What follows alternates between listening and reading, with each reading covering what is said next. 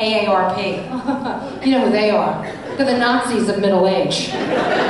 You turn 50, they hunt you down like a dog.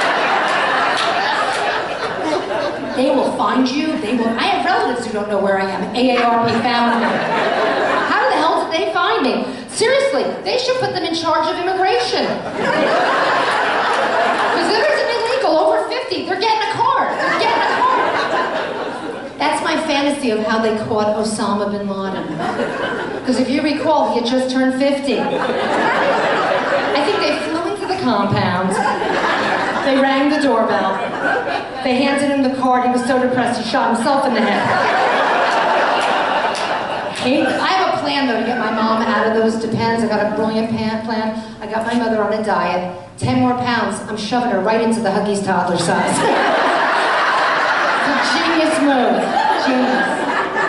Big pull-ups ones, yeah. Oh, I love my mom. I have a wonderful mom, and I'm so happy because she lives near me now. She was in Florida during her late 60s, 70s, and 80s, and now she's back and she's in her 90s. She recently told me on my birthday that she forgot to do something while she was living in Florida. I go, what's that, Mom? She goes, die. On my birthday. Thank you, Mom. Thank you. Happy little thought for me. Okay. But she's in assisted living now, and it's, anybody have an adult, a parent in assisted living? Yeah, let me ask you something.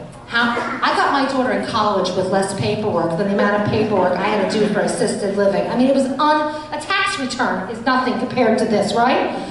Yeah. Did they make you take your parent to a doctor, their doctor? I had to take them to my mother's, not my mother's doctor, to their doctor. And once again, with all the stupid questions, you know, all the stuff that would be at her doctor, I have to answer all that crap. The nurse comes in, she goes, date of your last menstruation? What happened to menses? Okay. My mother goes, I think it was during the Nixon administration. It's just unbelievable.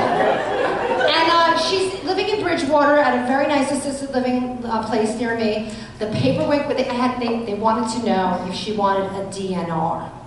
So I put it in terms that my mother could understand. My mother was a librarian, so I said, hey Mom, if you should expire, do you want them to renew you?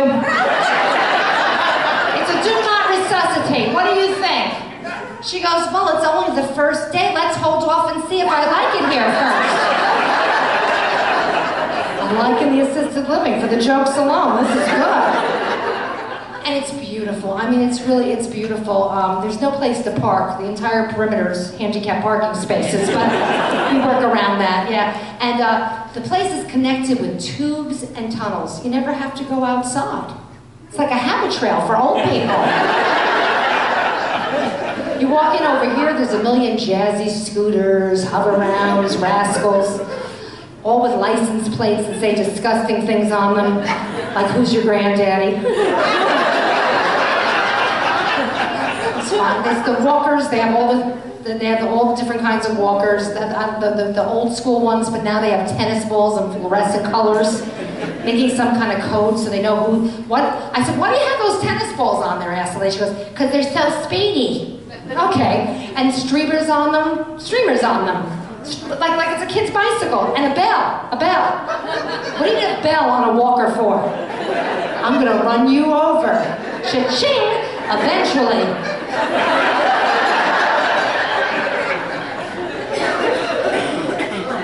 It's good. She's happy. They have a beautiful, beautiful dining room. It's gorgeous, with tablecloths and chandeliers. I mean, except there's this sound. It's hard, there's this sound. Does anybody remember the show, The Outer Limits? Am I going back too far? It used to begin like this, taking over your TV set. It used to scare the crap out of me, right? Well, that is the sound of all the residents who wear hearing aids. Interfering with the person they're sitting next to. And it doesn't seem to bother them because they can't hear shit. But to everybody else who's visiting, and the waiters, we all have an eye tick in about 45 minutes, we're like this. I don't care, it's worth it. It's worth it because she's happy. I mean, my mother's nickname used to be Doom. Okay, Doom and Gloom. That's all she was. She's happy, so it's great. Now, in the morning, she has breakfast like a lumberjack. I mean, seriously, eats like pancakes, waffles, bacon, eggs. I mean, the whole 9 yards. And then, for her first morning activity, she likes to go upstairs to her room and put her key into her keyhole. I know, give the blind in one eye woman with Parkinson's on half of her body a key. Have you had a key in this century? Have they given you a key at a hotel? You get a swipey card, right? I said, why doesn't she have a swipey card? She can't do that. They go, they lose them. They can't lose a key? I don't get this. She'll wear it around her neck. I don't know. And I try to tell her to leave her door open. She goes, no, because somebody could go in there and steal things. She has nothing in there. I mean, it depends. They're expensive. Okay. But we walk up to her room, and for 20 minutes, she's like, I got it. I got it. And if I try to help her, she gets pissed. She goes, I got it. I got it. I gotta learn. I gotta learn. And she won't let me do it. But if another resident comes by, complete change comes over her. By the way, she asked me, she said to me, she goes, are there any Jews living here? I go, a handful. She goes, that explains it. Everybody's so friendly. Okay, moving on. I can say it, okay. So she's trying to put her key in the keyhole, and she can't do it, but if a resident comes by, she's like, a woman comes up, she goes, oh dear, you're struggling with that. Let me do that for you. Oh, you're so nice. What's your name?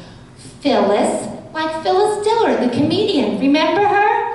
Oh, my name's Alice, like Alice in Wonderland. I remember her. My daughter's a comedian. Really? I live in 318. I live right here at 316. What's your name? Phyllis. Like Phyllis Diller, the comedian. Oh, my name's Alice, like Alice in Wonderland. My daughter's a comedian. My mother has met Phyllis for the first time 450 times. She goes, hi. My mother goes, there's something so familiar about that. But she's happy. That's all I care. You want your parent to be happy, all right? Yeah. So that's her morning. And then in the afternoon, she has a nice lunch. And then after lunch, they do activities, okay? They do formal and informal activities. Now, an informal activity is, this one they play a lot. It's called, Who's Missing? Let's Hope They're Just in the Bathroom.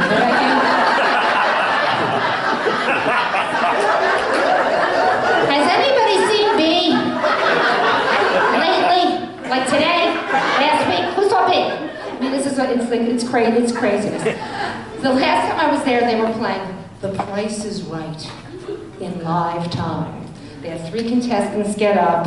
My mother wasn't playing, she was just sitting in the back with me, and they held up a bag of Levy's Jewish rye bread. And the first man, Herbie, who's adorable, I think has the hots for my mother, Herbie says, they go, how much, Herbie? He goes, 79 cents. My mother leans over and he goes, how long has he been here?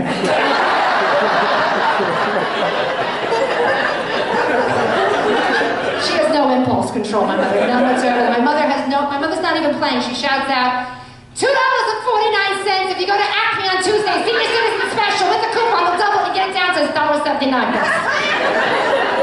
They go, Alice, you got it to the penny. She got it to the penny. And all I'm thinking to myself is, let me tell you something. That rye bread did not cost $1.79. You know how much that loaf of rye bread cost? $6,800 a month. Not including medication, okay? My mother's gonna live until the last nickel rolls out of her pocketbook, and that's when that's gonna end, okay?